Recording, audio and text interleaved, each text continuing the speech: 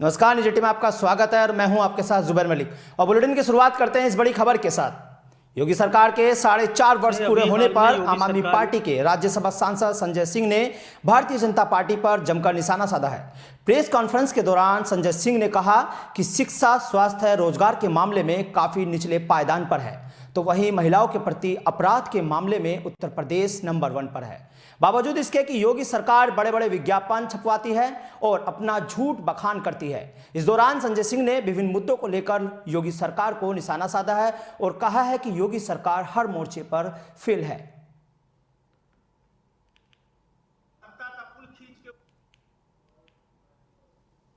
योगी सरकार ने एक विज्ञापन छपवाया एक निजी अखबार में और उस पर काफ़ी विवाद भी खड़ा हुआ।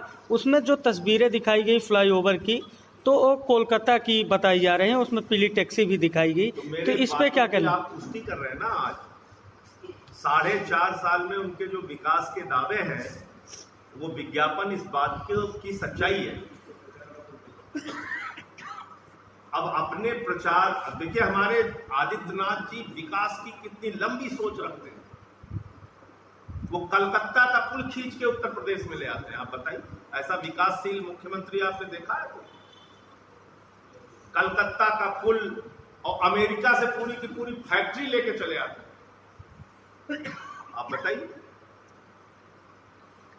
तो ऐसे ही आज वो 4.5 साल का जब बखान कर रहे थे तो मुझे तो लगा कि ये योगी जी के लतीफे, इस पे एक किताब छपनी चाहिए, योगी जी के लतीफे। आपने बेड़ा गर्क कर दिया उत्तर प्रदेश के लोगों का। और आप बैठ के सर इतनी बड़ी बड़ी बातें, ये दावा मालूम पड़ रहा था कि मतलब पता नहीं स्वर्ग बना दिया, हम लोग स्वर्ग में रह रहे हैं, ऐसा बखान कर रहे थे। वहीं इस खबर पर ज्यादा जानकारी के लिए हमारे सहयोगी अभिषेक शर्मा लखनऊ से फोन लाइन पर जुड़ गए। अभिषेक, क्या कुछ जानकारी है इस खबर को लेकर आपके पास, जो संजय सिंह ने एक आरोप लगाया है और बड़ा बयान दिया है योगी सरकार पर? संजय सिंह लगातार योगी सरकार पर हमलावर है और कल जिस तरह से सरकार के द्वारा कार्यक्रम किया गया और 4 साल की उपलब्धियां गिनाई गई, तो इस पर जमकर संजय सिंह ने निशाना साधा, कई सारे सवाल भी खड़े किए। एक और जहां सरकार यह बताने में जुटी हुई है कि उसने 4 साल में प्रदेश में सुशासन किया है, तो वहीं संजय सिंह लगातार विपक्ष की भूमिका निभाते हुए उत्तर प्रदेश सरकार के खिलाफ हमलावर हैं। आपसे अभिषेक ये भी जानना चाहेंगे, क्योंकि 2022 में चुनाव हैं और आम आदमी पार्टी भी इस बार सभी 403 सीटों पर चुनाव लड़ने की घोषणा कर चुकी है, तो क्या लगता है कि इस बार शिकस्त दे पाएगी भारतीय जनता पार्टी को किसी हद तक? देखिए, शिकस्त देने वाली बात नहीं है जुबेर जी। शिकस्त तो अगर आज की डेट में कोई भी देगा भारतीय जनता पार्टी को, तो वह केवल और केवल समाजवादी पार्टी है। लेकिन एक और जहां संजय सिंह जैसे नेता बयानबाजी कर रहे हैं, तो उनका केवल और केवल यही मकसद है कि किसी तरीके से उत्तर प्रदेश में आम आदमी पार्टी को एक सियासी जमीन तैयार करने में मदद मिले, जिससे आम आदमी पार्टी आगे चलकर एक विपक्ष की भूमिका निभा सके। चलिए, बहुत बहुत शुक्रिया अभिषेक इस खबर पर जानकारी देने के लिए, क्योंकि संजय सिंह ने फिर से योगी सरकार पर तंज कसा है और उन्हें विज्ञापनों को लेकर भी उन पर आड़े हाथों लेते हुए खरी खोटी सुनाई है। और यूपी के शामली जनपद थाना भवन थाना क्षेत्र के कस्बा जलालाबाद में पुलिस पर फायरिंग कर फरार चल रहे आरोपी के घर पुलिस ने मुनादी कराकर कुर्की का नोटिस चस्पा कर दिया। जलालाबाद निवासी गफ्फार मलिक के थाने पर एक तहरीर देते हुए आरोप लगाया था कि उनके खेत में विद्युत विभाग के कर्मचारी बिजली के खंभे लगाकर नई लाइन बनाने का काम कर रहे हैं। तभी खेत में पहुंचे नौशाद, मुजम्मिल व शहबाज ने विद्युत कर्मचारियों व खेत में काम कर रहे लोगों पर जान से मारने की नीयत से फायरिंग कर दी। तो ये खबर हम आपको बता रहे हैं शामली से, जहां फरार चल रहे एक आरोपी के घर पर पुलिस ने नोटिस चस्पा किया है। बाकायदा मुनादी के साथ ये नोटिस चस्पा किया गया है, क्योंकि पूरा मामला यूपी के शामली जनपद के थाना भवन थाना क्षेत्र के कस्बा जलालाबाद का है, जहां एक युवक ने पुलिस पर फायरिंग की थी, जिसके बाद ये पूरी पुलिस ने कार्रवाई अमल में लाई है और पुलिस ने मुनादी करते हुए उस युवक के घर पर एक नोटिस चस्पा कर दिया है कुर्की का। जलालाबाद निवासी गफ्फार मलिक ने थाने पर एक तहरीर देते हुए आरोप लगाया था कि उनके खेत में विद्युत विभाग कर्मचारी व शहबाज, तो आप तस्वीरें भी देख सकते हैं कि किस तरह से मुनादी करते हुए पुलिस अनाउंस कर रही है बाकायदा और इस आरोपी के घर पर नोटिस चस्पा करने जा रही है, क्योंकि आरोप है कि इस युवक ने जान से मारने की नियत से फायरिंग की थी। आप सभी के लिए आवश्यक सूचना, अभियुक्त शाहबाज पुत्र इलियास निवासी गंगो रोड जलालाबाद। तो आप साफ तौर पर तस्वीरों में देख सकते हैं कि पुलिस बाकायदा जलालाबाद निवासियों आप पूर्णतः सभी के लिए आवश्यक ढोल धमाकों के साथ वह मुनादी करते हुए पुत्र इलियास निवासी कुर्की का नोटिस चस्पा करने जा रही है और पूरे गांव में बता रही है कि किस तरह से इस आरोपी ने इस वारदात को अंजाम दिया था। ये पूरा मामला शामली के थाना भवन क्षेत्र के जलालाबाद का है। गफ्फार मालिक ने थाने पर एक तहरीर देते हुए आरोप लगाया था कि उनके खेत में विद्युत विभाग के कर्मचारी बिजली के खंभे लगाकर नई लाइन बनाने का काम कर रहे हैं। तभी खेत में पहुंचे नौशाद, मुजम्मिल व शहबाज ने विद्युत कर्मचारी व खेत में काम कर रहे लोगों पर जान से मारने की नियत से फायरिंग की थी। कस्बा जलालाबाद निवासियों आप सभी के लिए आवश्यक। उधर मुरादाबाद जनपद के पागबड़ा मार्ग की सड़कों पर इन दिनों तेंदुआ घूमता हुआ दिखाई दे रहा है। इलाके के युवकों ने इसका वीडियो बनाकर सोशल मीडिया पर वायरल कर दिया। वहीं लोगों में खौफ का मंजर है। तो ये बड़ी खबर हम आपको बता रहे हैं मुरादाबाद से, जहां मुरादाबाद के पागबड़ा में एक तेंदुआ सड़कों पर घूमता हुआ नजर आ रहा है, जिससे इलाके में दहशत का माहौल है और लोगों में काफ़ी दहशत है। जिसके बाद कुछ युवकों ने इस घूमते हुए तेंदुए का वीडियो बनाकर सोशल मीडिया पर वायरल कर दिया है, क्योंकि तेंदुए से इलाके में काफ़ी सनसनी भरा माहौल बना हुआ है। काफ़ी लोग सहमे हुए, डरे हुए नजर आ रहे हैं, क्योंकि पूरे इलाके में दहशत इस तेंदुए ने मचाई हुई है।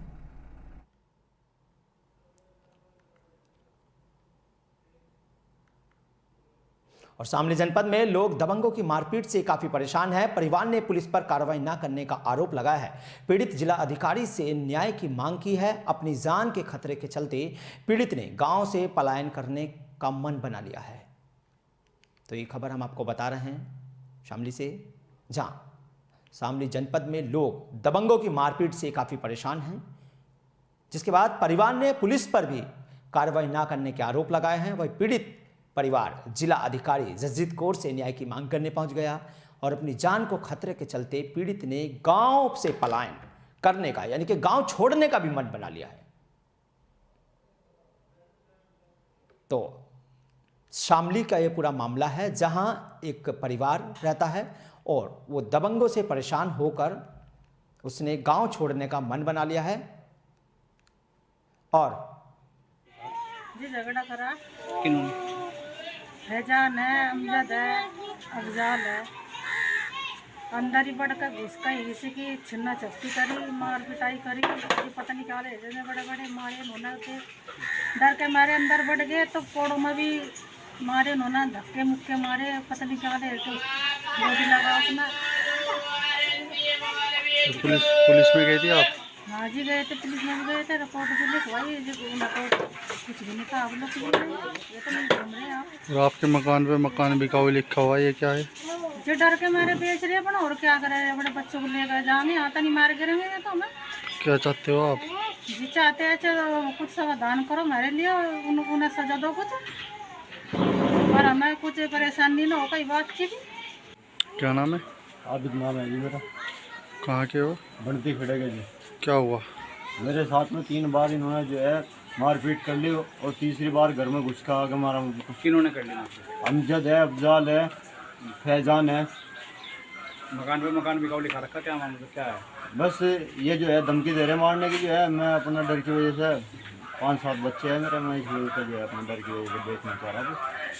पुलिस में गए आप? मैंने बाबरी थाने में भी इंक्वायरी लगाई, एप्लीकेशन डीएम साहब के यहाँ भी गया, कुछ भी नहीं हुआ मेरा, मुझे अन्याय नहीं मिला अब तक। मुलजिम खुलेआम घूम रहे हैं, पकड़े नहीं गए अब तक। क्या कहते हैं वो आपको? गाड़ी को ऊपर कर रहे हैं, क्या पेशाब पड़वा लिया तुमने, क्या करवा लिया, तुम कहाँ तक जा सको, डीएम तक जा सको, डीएम हमारा क्या कर लेगा, ऐसी ऐसी बात बकते हैं। तो क्या चाहते हो? साहब अन्ना चाहता हूँ, जो आप सरकार से गुजारिश है, जो अच्छा लगे। उधर मथुरा के स्थानीय होटल में रविवार को भारतीय किसान यूनियन के जिला अध्यक्ष, मंडल अध्यक्ष व कार्यकर्ताओं के साथ संयुक्त किसान मोर्चा के आह्वान पर 27 तारीख को भारत बंद का ऐलान किया गया। इसी को लेकर भारतीय किसान यूनियन के अम्बावता के पदाधिकारी व कार्यकर्ता ने बैठक की। वहीं रविवार को संगठन का विस्तार करते हुए कैद गुट के अजय सरपंच व वेदो पहलवान सैकड़ों कार्यकर्ताओं के साथ भाकियू अम्बावता में शामिल हुए। जिला अध्यक्ष राजकुमार तोमर ने जानकारी देते हुए बताया कि संयुक्त राष्ट्रीय किसान मोर्चा आह्वान पर 27 तारीख को हर तहसील, हर ब्लॉक स्तर पर कार्यकर्ता भारत बंद करेंगे और जनता से अपील की है कि भारत बंद में सहयोग करें।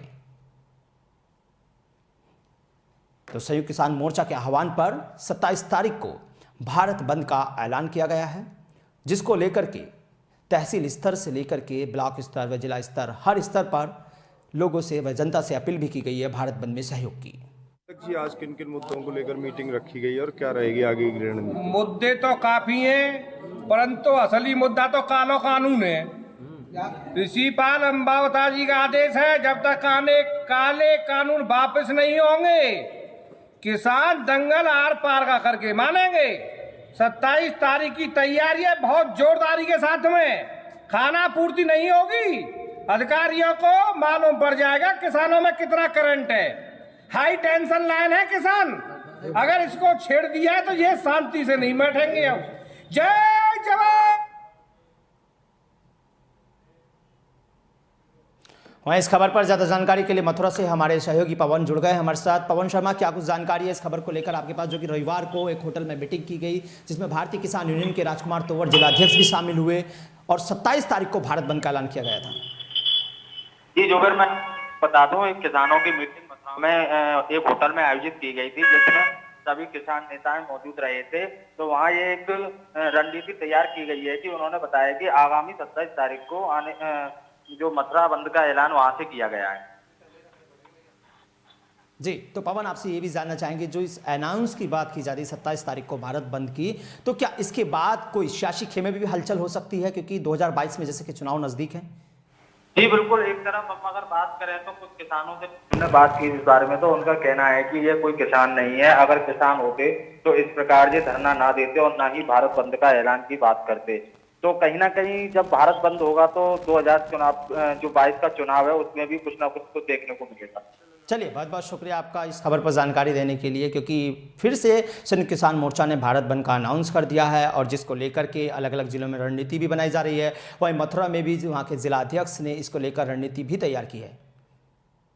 उधर मेरठ के सरूरपुर थाना क्षेत्र के कस्बा खिवाई में उस समय सनसनी फैल गई जब 3 बच्चों ने आकर बताया कि कुछ लोग हमारा अपहरण करना चाहते थे और उसके बाद कड़ी बामशक्कत बच्चों ने वहां से भागकर अपनी जान बचाई। वहीं बच्चे के पिता का कहना है कि बच्चे घर से मिट्टी लेने गए थे, जहां कुछ अज्ञात लोगों ने उनका अपहरण करने का प्रयास किया था।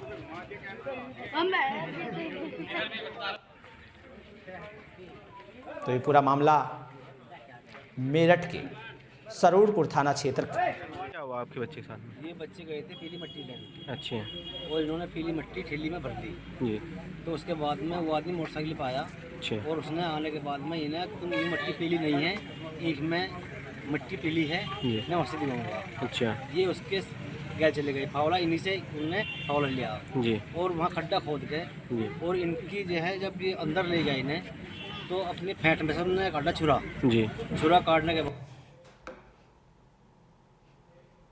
वहीं इस खबर पर ज्यादा जानकारी के लिए हमारे सहयोगी मेरठ से जुड़ गए हैं आकाश मलिक। आकाश, क्या कुछ जानकारी है इस खबर को लेकर, जो 3 बच्चों को किडनैपिंग का मामला सामने आया था लेकिन वो बच गए थे? जी जुबेर, मैं आपको बता दूं कि ये जो बच्चे थे गांव के छोटे छोटे बच्चे मिट्टी लेने के लिए गए थे खेत में। तो वहीं पे इन्हें कुछ लोग मिले जो कहने लगे कि यहाँ पे कुछ अच्छी मिट्टी नहीं है, हम आपको अंदर से अच्छी मिट्टी दिलाएंगे। तो वहीं पे ले जाके इन लोगों ने इन्हें जो है अपहरण करने का प्रयास किया। इन बच्चों ने जैसे तैसे करके अपनी जान बचा के ये अपने घर पे आए और अपने मम्मी पापा को बताया।